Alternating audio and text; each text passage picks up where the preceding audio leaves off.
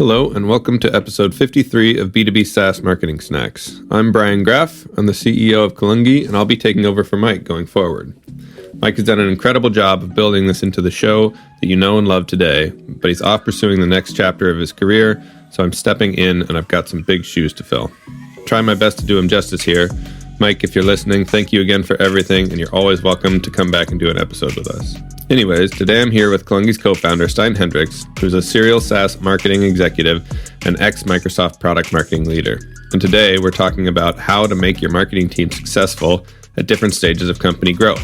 What you need out of marketing is vastly different when your company is pre-minimum viable product versus when it's reached product market fit versus when it's really hitting the gas and scaling its demand generation efforts. As a result, you really need different team goals, KPIs, and marketing team sizes to be successful in each phase, and it's critical for you to know as a founder, leader, or marketer where you are and how to best optimize your current marketing efforts for success. Let's get into it. Okay, so today we are here to talk about a question that I get asked a lot in my experience as the CEO of Kalungi, whether it's directly or indirectly, really. Sometimes it's CEOs and founders coming to me in sales calls and directly asking, and other times it's working with founders to detail out the right marketing strategy. And they don't put it in these exact words, but a lot of the problems that they identify to me allude to this. So the question that I would love to talk through today is, what should you really expect from your marketing team as the CEO or a founder, and how does that change depending on how large or small your marketing team is? The expectations for a marketing team that is $10,000 a month should not be the same as the expectations for a marketing team that are $100,000 a month. There's a lot of different priorities, a lot of different bandwidth issues that need to be solved, and a lot of different focuses that really need to be considered in all of these things. So glad to have you here, Stein, to talk about it. So glad to have you here, Brian. It's been so amazing to do these shows with Mike. I also think Mike and I were sometimes guilty of being a little bit theoretical.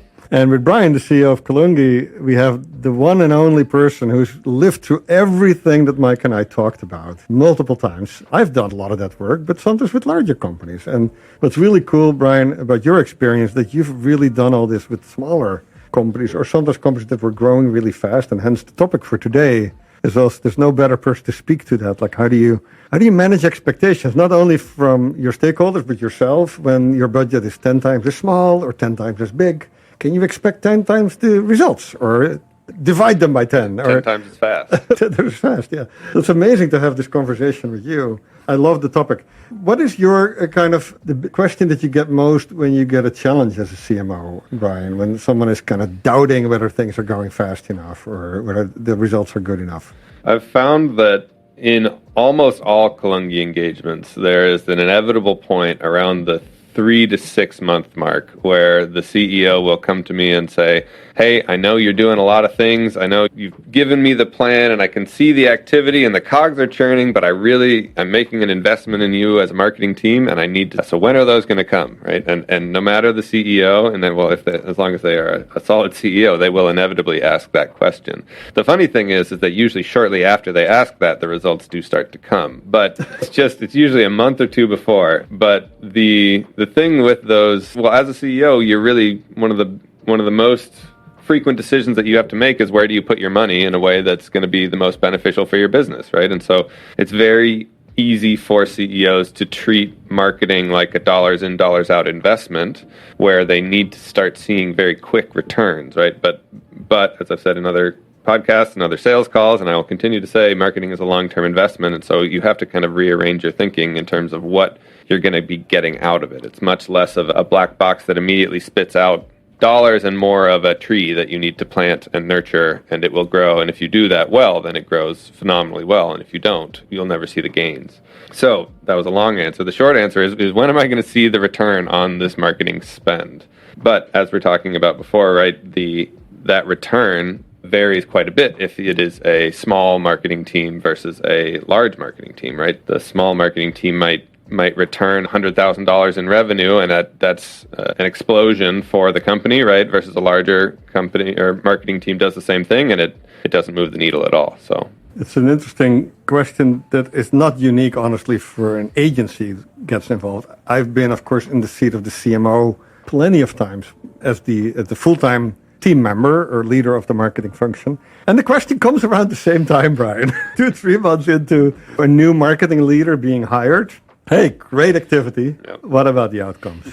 And I think just like in all performance-based environments, which marketing is, and for very good reasons, it's the balance between how do you manage expectations, how do you show the right indicators that give people faith that the things that they're betting on are going to move the needle, at the right sort of tempo in the right direction. I liken it a little bit to planning like a marathon or any, you pick a sports analogy, but when you start working out, if you have never worked out and you show up to a CrossFit gym and you start doing your, maybe 2, 3, 4 times a week workouts, you're going to get some results really quick, right? You're going to be surprised by how fast you can. You're going to first be surprised how hard some things are that you didn't think would be hard. And then you're going to get surprised by just repeating some of the exercise, how quickly you'll see results. But you're also going to see that some things will level up really fast and that it will be very hard to get to the next level. And the challenge is that whether it's marketing or sales or customer success, they all have similar patterns that, some things will yield really quick returns. Like I love to talk about this from an SEO perspective. When a digital agency comes in and they just add a little bit of metadata to some of the pages, or they do a couple of URL changes in the website structure, you're going to see immediate response. Yep. 2-3 weeks later, you're going to have a call with this digital agency and they're going to give you all these really cool numbers that went up. The problem is those are usually temporary effects.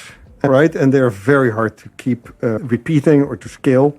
And the same goes for account-based marketing. There, usually the results come much later because the initial efforts are not about getting people into a sales call. With account-based marketing, the first couple of months is about testing what resonates, testing what channel works, testing what part of the list building actually is useful and what list kind of attributes are not really that usable. And so that's where you kind of see the results come in the 4th, 5th, and the 6th months. And a lot of problems exist in ABM and in outbound because people give up after 2-3 months because they didn't see sales calls convert yet. So I guess my question to you would be, when you go back to your initial question, like how does that all differ whether you spend $10,000 on marketing or 40 or 100,000, how big your team is? Do you have any of those kind of patterns? You mentioned kind of the 3-month mark, right? And then 4 or 5 months when what other patterns do you see, Brian, that both CEOs or other marketing leaders can learn from, and kind of how to both manage expectations and how to plan around those? The way that I like to frame this when I'm talking with founders or CEOs is almost half as much about how much you're spending on marketing as much as it is where your company is in its maturity. So we're sitting in Stein's office right now recording this, and Stein has this T2D3 baseball diamond behind him, right, that has the 4 bases on the path to hit 100 million ARR, right? And each company that exists somewhere in that base path. And so where you are in that base path really heavily affects what you actually need your marketing team to do, and on also what your expectations should be of that marketing team. So starting with, even just getting off the ground, right? Your pre-minimum viable product. Your goal for your marketing team and the expectations that you should set are really just how can we understand the market? Where do our ideal customers hang out? What do they care about? Do we have a product hypothesis that we can test and get validated? Can we get beta users? Can we start to find a niche that we can start to occupy in the market, right? And how can we educate that market on the platform and why it's the best? These goals are very different from, say, Fortune 500 company marketing goals. And in terms of the KPIs and thinking about what you can actually use to hold them accountable, right? You're not to revenue maybe yet, but you can look at, what are the number of positive conversations we've had? How many beta users have we acquired? How many of those users are actually active on the platform? How many of those users actually share the product with others without you prompting? And how many have actually come back to you and said, I'm excited about this, I want to be a part of the next development? Or give me this improvement that will help me out, right? All of those things are really indicators that your product has legs in the market and that your marketing efforts are starting to attract the right type of customers for that product. And with those KPIs, then also, Brian, make you feel good about that conversation with the CEO 2-3 months in? You say, hey, these are the things that are actually telling me that things are on the right track. As a marketer, I would feel great about those metrics starting to move in the right direction. I would be constantly pointing my CEO's attention that way, not to distract from the fact that we haven't made revenue yet, but basically just to make the case that when we're ready to launch this product, that when we have a polished version that's ready to go to market, that I'm going to have the right place to start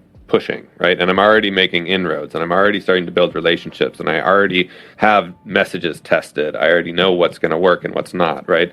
That allows us to make a nice big splash once we're ready to launch and really hit the ground running, instead of trying to run a bunch of tests and figure out, where we can sell, who we're selling to, and all those problems that a lot of companies have, right? But really mire their progress early on. I love that you're using kind of the maturity model as a frame. So let's stick with this pre-MVP one for a sec. So you shared some goals, some KPIs. What would a team kind of have to look like at that stage? I'm sure the CEO is not going to be as comfortable spending as much money and resources for these type of KPIs versus, for example, new MQLs into the funnel and things like that. Yeah, absolutely. So the team for these types of pre-MVP companies, and this does depend heavily, right, of whether you're an entrepreneur or maybe an intrapreneur within a larger company that has funding, right? But I typically think about a marketing budget being about 10 to 20% of the ARR of the company or the product that it's supporting, right?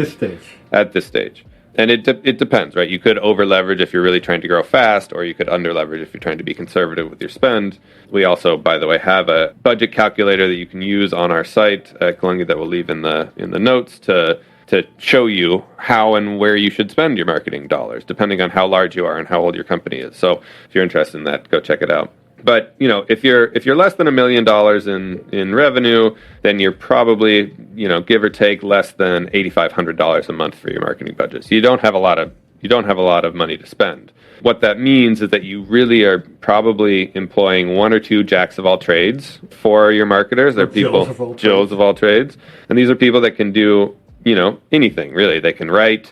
They know a little bit about your CRM. They can run a campaign for you. They can go out into the market and talk to people. They kind of just do whatever it takes to test the market and get some initial results. But often also the founder and CEO is typically, I like to say, wearing the hat of the CMO, right? They're making a lot of those strategic decisions. They're deciding what are the main messaging points that we should be using? How are we differentiated, right? What markets do we want to pursue, et cetera? All those strategic decisions are really coming from them and being passed down into the marketing team. I'm always challenging, of course, when they're debating how much to spend. It's challenging to also think about their own time as an important part of the investment. Which is not to say that that's a bad investment. I think even if the CEO realizes, or the founder, that their own time is extremely expensive, it's also critical for them to be really involved early on, because the amount of market kind of feedback that you get, and that is really helpful to happen for the CEO or the founder themselves, is really useful. It is an important part of the budget, right? It's the amount of time that they spend on this, because at some point it will be better for them to hire someone to do that. You mentioned the number there, $8,500 a month. Is there kind of a minimum? Because some of these pre-MVP companies have no ARR at all, right? Right. But at what point do you say, well, then just don't do it? Or I mean, it's in terms of hiring a team, right? There is absolutely a point where maybe it's less than $5,000 a month, where it's not worth hiring new people on. But it's absolutely, I would say, it's critical to be running those tests, even if in a very small and controlled environment, right? There's no point in the best product hypotheses would be nothing without market testing, right? Like there's almost, I'm biased because I have a marketing background, but I think that there's no real point in building a product if you don't have a market that you're building it for. So it's really important to get out and run those marketing experiments, even if it is, instead of running a holistic SEO strategy or a paid per click campaign, it's going out and having conversations with people in the market to test hypotheses, to see where the rest of the market sits, to see how you can differentiate yourself, et cetera. We call this podcast the B2B SaaS Marketing Snacks. So I'm going to move us along, because I feel we have almost one full episode to talk about each stage. What about getting you? So you're now almost at MVP, or you've achieved MVP, Brian. What is kind of the next set of goals to think about? Well, if you've read T2D3, then you know that once you hit minimum viable product, your next step is to go to product market fit, right? So your goal after reaching MVP is to reach PMF, which is what we like to call product market fit. And so really what you want to do, your goal with your marketing team at this point is to get the demand flywheel spinning, right? How do you carve out your niche, right? You've done exploring in the previous phase of the company, right? And you've identified where you can niche down, but how do you carve that out? How do you get people to switch from paying with their time, right, as in the beta users, to paying you with their money and really paying you because your product directly adds value to them? How do you attract the right people, Stein likes to say, who pay, stay, and refer others? And then, of course, this is where you'll really start to get your traction. You'll get your first initial customers. And as you're starting to generate that first cohort, you will start to identify trends and patterns. And so how can you identify your ideal customer profile and your personas to start to pursue a beachhead? And once you identify those, you really want to become their champion, right? You want to care deeply about what they care about and focus with everything that you have on solving those problems, every problem that you have, or every problem that they have that you can solve. Finally, you really want to become a thought leader in this niche, and you really want to use this time and this traction to identify a few key channels that you can produce consistent demand generation and pipeline results in. So this, result in marketing qualified leads, opportunities, and revenue. But how would you measure those goals, Brian? So measuring those goals, this is when the list starts to get quite a bit more tactical, right? And we've already actually done a podcast episode on how to diagnose product market fit, so you can listen to that if you want to go into more depth. But we have built this list of 10 checklist items to reach product market fit, right? And they all have 10 in them. So 10 unique visitors, 10 non-branded keywords with 10 monthly searches, 10 subscribers, and then moving down the list, 10 repeat users, 10 sharers, 10 customers, 10 testimonials, and then 10 new customers for referrals. That last one is the hardest one to do, right? And that is really what will show you that the organic demand flywheel has started to spin, which is basically your product is so good and your positioning and messaging and market choices are so good that the market is starting to take hold on its own, right? And you don't need to push it for it to spin. Obviously, the more that you push it, the faster it will spin, but it's starting to get momentum on its own. Yeah, I remember that, I think it was episode 45, how to diagnose product market fit. And I remember, I'm much older than you, Brian, that product market fit before the world of SaaS was defined as a certain, more of an absolute number of clients. I think 1,000 was a number that you often heard. And of course, it was dependent on, are these $1 million customers or customers who pay you $20 a month, right? That's a very different product market fit question. So if you sell someone an airplane, then maybe 4 customers gives you product market fit kind of credibility. And when you sell hot dogs, maybe you need at least 100 people to buy your hot dog before you know that they come just because there was a game in town and I happen to be on the right corner of the street, or did they come because they like my hot dogs, right? So that's, of course, a nuance there. But what's really important about this model that we discussed in episode 45 is that the end state is not anymore, you have to have 1,000 customers or 100. It doesn't really matter what the number is.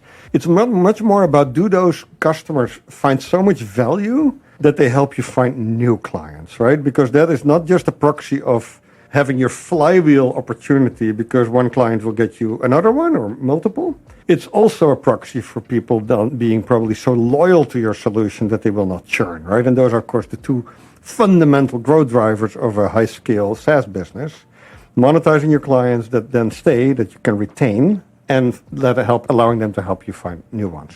Back to the budget talk, we had a little bit about pre-MF. How do you think about that at this stage, Brian? Kind of the team size, the dollar amount that you spend on marketing? This is when the variance really starts to kick in for the team size and the budget. I think you could theoretically reach PMF with a couple million in ARR. You could also, if your average contract value or your annual contract value is high enough, right? By the way, both are fine. I think people use these things. But let's just say for product market fit, you are around let's just say for minimum viable product, you're around 5 million in ARR. That means that you can spend around $45,000 a month on your marketing team, right? And so this means that you can probably hire around, 3 to 5 marketers to really start to put some juice into the machine, right? And in order for that team to work, it depends on the team size, but I would recommend starting with your marketing leader or a heavy product marketer, right? You need somebody that has the strategy,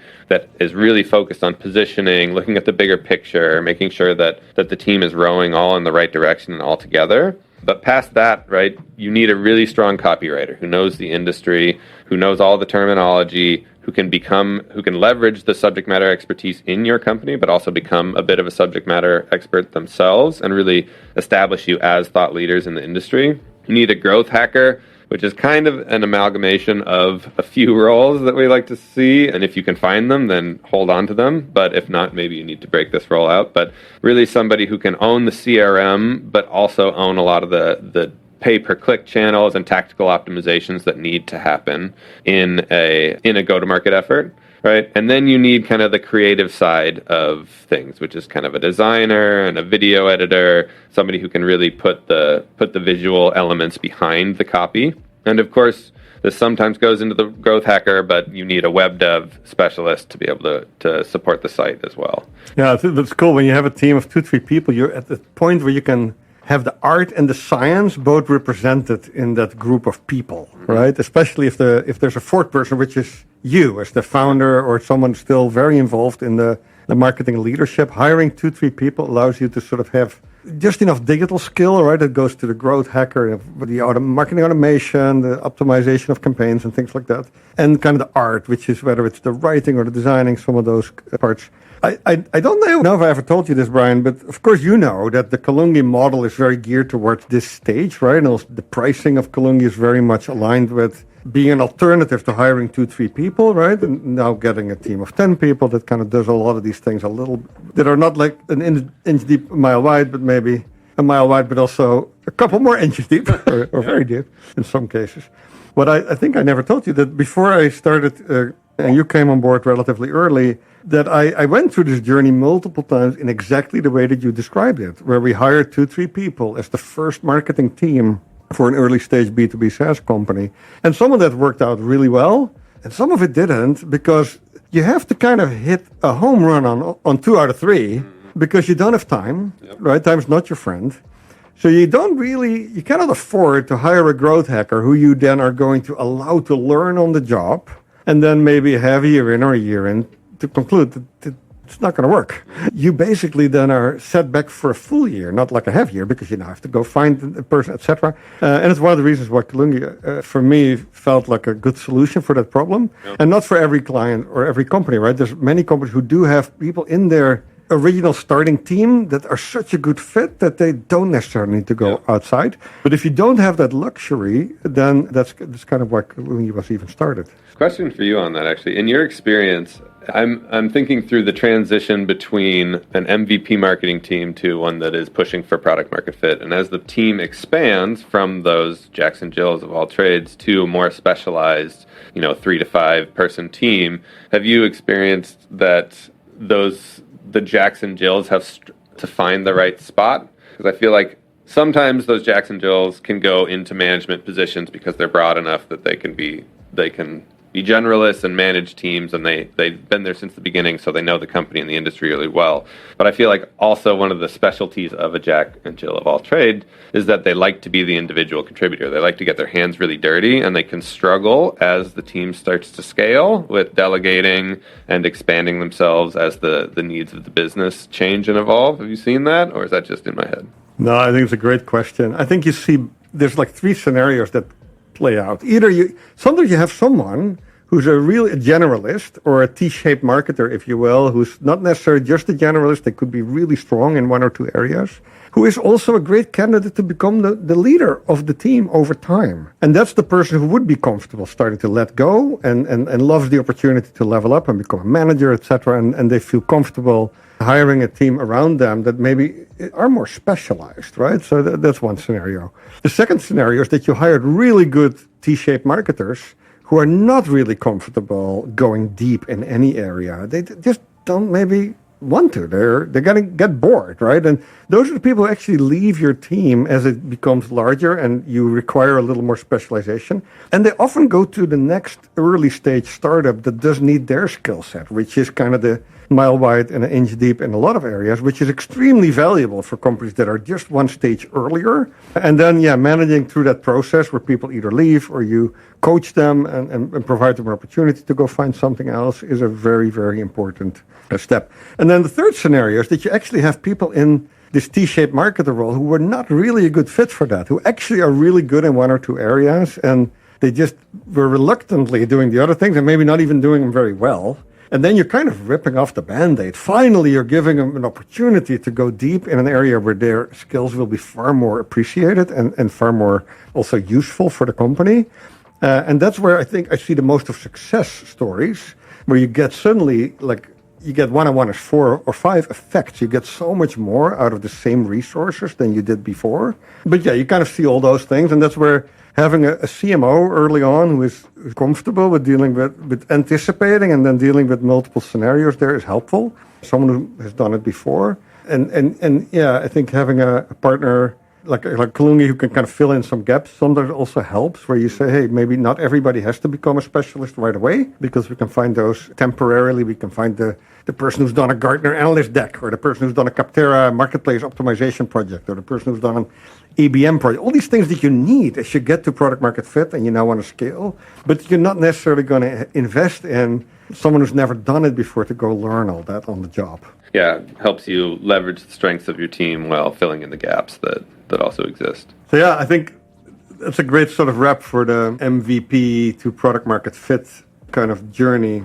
So now we're at product market fit. What's next, Brian? Now we're going to scale up? Now it's time to scale. Yeah, so you've gone from minimum viable product to product market fit, and in doing so, hopefully your marketing team has been able to do research on the market, identify the right market for your product or company, identify how you can position yourself in that market, and started to show traction, both from a beta user an initial user standpoint, but also from a paying, staying, and referring user standpoint. So tactically, from a marketing standpoint, what that means and what the initial signs of success are is really this demand generation, right? Like how can we support a few channels that will consistently bring in that demand generation? So now that we are in product market fit, it's time to pour some gas on the fire and try and scale, right? So we need to focus on scalable but also sustainable growth. We can't I think that the days, and you can tell me what you think, but I think the days of growing like wildfire without thinking about ROI are over. Everyone can agree. And so it's how can we do that in a scalable way or in a sustainable way that's healthy for the business. So what this means really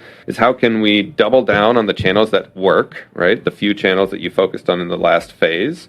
But then also how can we run smart tests to continue to diversify demand generation? Say, for instance, if you had SEO as your main channel to get you into your product market fit, and then Google changes its algorithm, you can't afford to take a 50% hit on marketing qualified leads while your SEO specialist figures out how to re-optimize your site. You need multiple channels that are consistently firing so that you can continue to have a stable base for growth and then also build on top of it. So typically, as a CMO, I want to start looking for those tests. Those can be across account-based marketing, SEO, pay-per-click advertising, partnerships, events, you name it. This is kind of where the tests start to fly in because you have a little bit more to invest and you have a solid base so that you can, know when to take your risky bets and when to play it safe and double down on what you know. This is also where we really start to see one of the first exercises that we will take a company through is Ansoff's matrix, which is basically how do we really want to, strategically, how do we want to grow as a company, right? We have certain ARR goals for this year, the next 5 years, right? Are we going to get all that from just continuing to penetrate the same market, or are we going to have to make some larger strategic bets to reach those goals? Are we going to have to go after a new market? Are we going to have to invest in product R&D to better facilitate our current market? Or are we even going to have to develop a new market or a new product for a new market, right? This is where some of these decisions really start to be made to continue facilitating that growth. We also like to really start to point at this thing that we like to call the T2D3 formula, built by Stein himself, which basically looks at the main factors of growth, right? And in order to grow, in order to reach T2D3, you need to increase your marketing qualified leads while decreasing your customer acquisition cost. You need to increase your conversion rates down the funnel and your average revenue per unit or user while also decreasing your churn, right? And if you can do all those things, then you will grow as a company and you will start to scale quite rapidly. If one breaks in a big way, it can really be a huge hamper or a huge detriment to the growth of your company. Those are all the goals that I could think of. Anything that I missed? No, I think it's a really good model. I think this stage is where you find a lot of marketing leaders struggle with growth, delivering expectations. Because to your point, I think the market has reset expectations a little bit. It's not anymore growth at all cost and, in any way. It's like healthy growth that can support a profitability goal over time. So all that is helping both manage expectations and focus on the right things. But you still have a situation where the CEO or the stakeholder say, hey, okay, we need to increase 10% like every month or 100% this year. And then if you were the marketing leader or the go-to-market leader, if you include sales and customer success kind of in the same frame, it is easy at this stage of a company to get overwhelmed, like deer in the headlight type of either spinning activities without really thinking before doing, coming up with all kinds of explanations for either results that are not really easy to explain or challenges that are not really being addressed, right? They just are being like pointed at and without, okay, what's the plan here? And here's how I think about that. Another framework, the 4 Fs, but new framework. So there's 3 ways to grow at this stage of a company. One is you have to kind of reshape the funnel more into like a fuel line. If you think of a car analogy, the funnel being where you pour in the oil, or you don't want anything to spill because so there's the funnel shape. But the fuel line is a little bit different. It's not about necessarily going from a lot to a little. It's about not losing any. You don't want to lose the fuel on its way to the engine, right? It's not going to help your fuel economy of the car. So you have to turn this funnel where it was okay for it to be really large at the top and getting smaller and smaller to become a little more straight. Like, where do you lose things in the funnel, right? Why is it that a lead that filled out a form in the website did not necessarily show up for the meeting? Or we have this all the time ourselves, Brian. You and I, we do some of these sales calls for Kalungi, and when they don't convert from a form fill into a actual meeting that has happened, discovery call, there can be 12 reasons for that. It's not because they were not a good fit. It could be, when they clicked on the form, the email that said, here, now you can schedule a call, may not even have been delivered. It may have gone to a spam filter. If it was delivered, they may have clicked on it, and the link may not have worked. If they clicked on it and the link worked, they may have gone to an agenda. You and me have this problem both. But there's not enough open slots. 5 weeks from now is we have time for you, right? Or the slots are not in the time zone that these people are in, right? I've just given you in literally what happens within a second after someone fills out a form, 4 reasons why the form fill could not lead. And there's 12 other reasons, right? Like, hey, my water pipe broke right before the meeting started. The Zoom link didn't work. I came to the Zoom, but I was a little early, and I didn't, and I left because I didn't pay attention.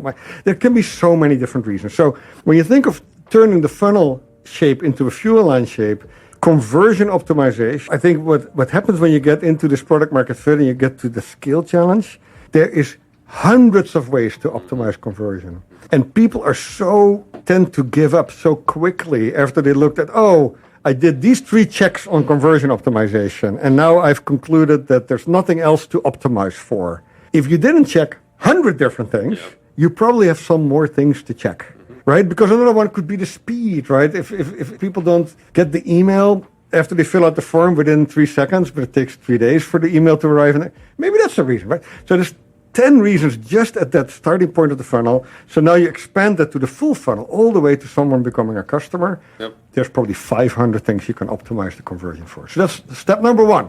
From a funnel to a fuel line, all the things you can do to optimize conversion. And this is the order you need to do it. You need to do this first, because unless you optimize the conversion, it doesn't really help you to try to add more things in the top of the funnel, which is what I call making the funnel fatter. So that's the next F, right? So we go from funnel to fuel line and then try to make the funnel bigger or fatter, if you will. Go do that by all means, but don't do it before you make sure that those things convert at the best possible rate, right? And then the last thing, which is often forgotten, the speed of the funnel. If you get 5 leads to convert in 5 weeks, you have twice the results than when those 5 leads convert in 10 weeks, right? So just speed, which sometimes is a function of your automation. It could be a function of the capacity of your team to handle the discovery calls. It could be a function of you able in your automation system to kind of have the right amount of meetings scheduled on the calendar, right? So there's all these things that could impact speed. But it's all those 3 things, right? Turning the conversion optimization, funnel to fuel line, making the funnel bigger, fatter, and then also making it faster. But so now back to your goals and your KPIs, I think that's a great way to make that specific, right? But I think this is kind of my way to frame when I have a conversation with a marketing leader and they're throwing up their hands in the air and say, oh, Stein, I got to get from 3 million to 30 and the clock is ticking. It's relatively easy to go almost down this list of, did you look at all the conversion optimization opportunities? Did you look at the feathering of the funnel is all about all the demand gen diversification, right? It's not just pay-per-click or organic.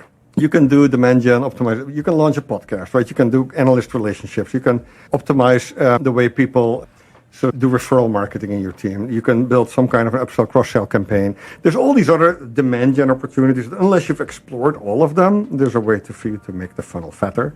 And then the speed is probably has the least options, but there's always a couple of things there as well you can do to just increase the speed. Yeah, one of the kind of counterintuitive things about what Stein is saying, but absolutely right, is that sometimes it is best for marketing not to focus on demand generation right away. Maybe it's something that, marketing needs to first support customer success and making sure that churn doesn't, is drastically reduced, or support sales and making sure that sales speed and sales efficiency both go up, right?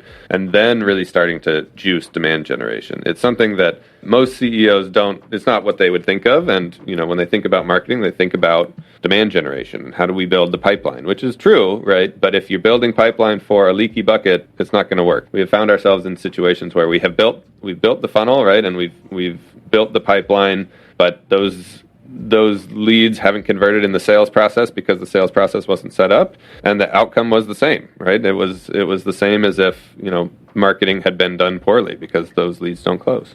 And the 2 examples you gave, both customer success optimization, right? Both churn reduction or retention optimization, and also then monetizing those clients, right? Making them use more, right? Buy more, etc., upsell, cross-sell. But then also the support of your sales organization with sales enablement through marketing materials, automation, email automation of sequences during the sales process. All those lead to both conversion optimization of sales and increasing the speed.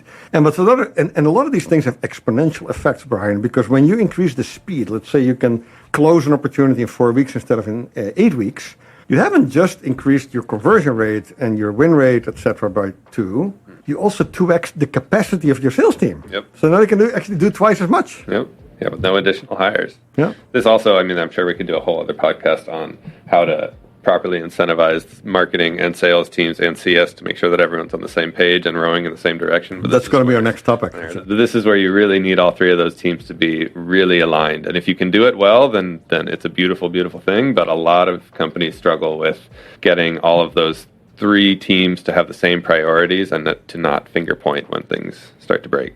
So, do you want to talk about what comes after scale? I kind of want to flip that to you. You have much more experience in the T2D3 to 100 million ARR realm than I do. And so I would love to hear your thoughts on what do you think the goals are for that profitability stage in the search for the unicorn status? And what do you think the teams are that need to be built to achieve those? No, it's a great point. I think the playbook and the relatively straightforward, although not easy, but mechanics that get you to scale become a lot after you get to 30, 40, 50 million. What usually happens after this sort of scaling phase is that you almost have to rethink your go-to-market strategy. The category probably is now a lot more mature than it was when you started. So there might be a couple of winners, and you hopefully are one of them, require you to redo your kind of differentiation strategy. Are you still able to bet on the same positioning as you start? Do you have to rethink that?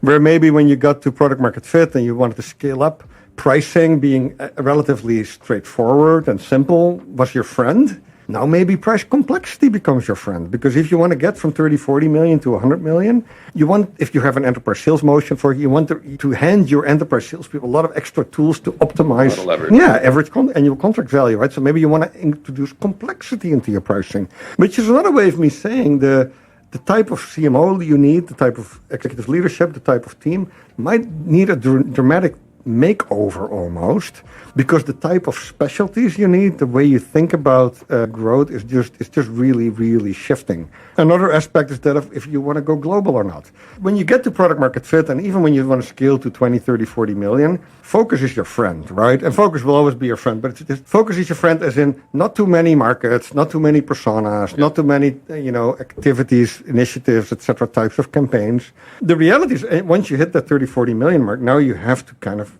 do a lot of those other things as well. You have to maybe think about a channel program, where before I would not recommend early stage companies to get into channel marketing too early, because I have this kind of rule, unless you have a relatively dominant market position. As soon as you partner with someone else, if the other partner is the dominant one in the relationship, you're going to end up holding the bag of all the work that needs to be done, right? Doesn't end well for you, yeah. Yeah, although it's very tempting when you're a 2, 3, 4 million ARR company. Oh, let me go partner with Microsoft because then I get all these free leads and all this free go-to-market capacity. The reality is they're going to let you jump through 45 hoops before you get that ROI, which is not necessarily going to work out well. But now that you're 30, 40 million, you got to get to the T2, D3 kind of motion. You got to learn how to do all those things. And channel marketing is just one example. Really in-depth analyst and influencer marketing, right? Really understanding that. I mentioned going global, doing things not necessarily in other languages, but in other parts of the world where business is done differently, where people buy in a different way, right? The personas have to be updated.